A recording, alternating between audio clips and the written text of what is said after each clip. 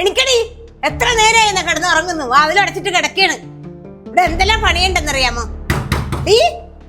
എണിക്കടി അങ്ങോട്ട്. എന്നാ കൊണ്ടുപോയിട്ട് അലക്ക്. എത്ര നേരമായിന്നറിയാമോ? സമയം 7 മണിയായി. ഇത്ര നേരമാണ് ഈ കിടന്നുറങ്ങണത്. ഇതിനാണ് നിന്നൊക്കെ ഇങ്ങോട്ട് കെട്ടിയെടുത്തത് സൂചിച്ച് കിടന്നുറങ്ങാനായിട്ട്. ഓ, എന്തൊരു കഷ്ടമാണപ്പ ഇത്. നമ്മളൊക്കെ വെളുപ്പിന് 5 മണിക്ക് എനിക്ക് പണിയെടുക്കുന്ന ആൾക്കാരാണ്. ഇവിടൊക്കെ ഇങ്ങനെ സൂചിക്കാൻ വേണ്ടി വന്ന് കിടക്കുകയാണ്. ഏത് നേരത്താണ് നമ്മ കുറച്ച് കൂടുതൽ കിടന്നുറങ്ങാൻ വേണ്ടി തോന്നിയത്? കുറച്ച് വെള്ളം ഇങ്ങോട്ട് എടുത്തേടി. ആ വരുന്നു.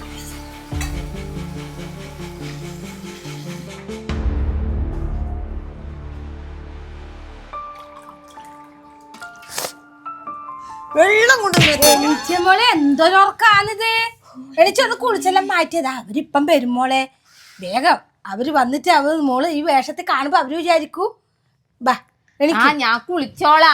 ഈ വേഷത്തിൽ എന്നെ കണ്ടാൽ എന്താ കുഴപ്പം? ഈ വേഷത്തില്ല. അവര് വിചാരിക്കും വെള്ളമില്ലാത്ത നാടാണെന്ന്. എന്ത് പെണ്ണാണിത്? ചായ അതെടുത്ത് വെച്ചിട്ട് അത് കുടിക്കും.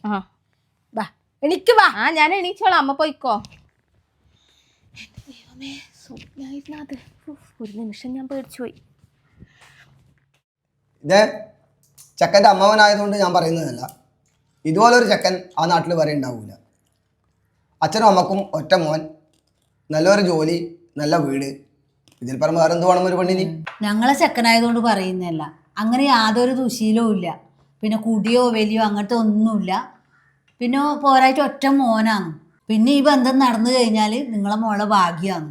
നിങ്ങളെ മോക്ക് അവിടെ വന്ന് സുഖമായി ജീവിക്കാം.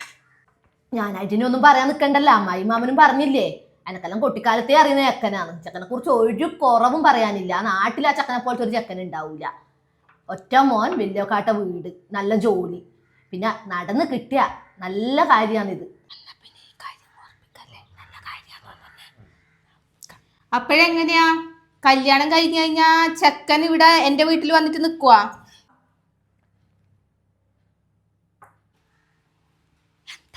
അമ്മ മിണ്ടാണ്ടിക്കമ്മ, ഞാൻ കുറച്ച് കാര്യങ്ങൾ ചോദിക്കട്ടല്ല. മോൾ ഉദ്ദേശിച്ചത് വിലകാലത്തും വന്നു നിൽക്കുന്ന കാര്യമല്ലേ? അത് നമുക്ക് ആലോചിക്കാപ്പ. എല്ലാ വല്ല കാലത്ത് നിൽക്കുന്ന കാര്യമല്ല. കല്യാണം കഴിഞ്ഞു കഴിഞ്ഞാൽ ചെക്കൻ സ്ഥിരമായിട്ട് ഇവിടെ എന്റെ വീട്ടിൽ വന്ന് നിൽക്കൂലേ? അതെന്തൊരു ചോദ്യമാണ്? കല്യാണം കഴിഞ്ഞാൽ നാട്ടോടൊപ്പം അനുസരിച്ച് പെണ്ണ് ചെക്കൻ്റെ വീട്ടിലല്ല വന്ന് നിൽക്കേണ്ടത്. അല്ലാണ്ട് ചെക്കൻ വന്ന് പെണ്ണിന്റെ വീട്ടിലല്ലല്ലോ.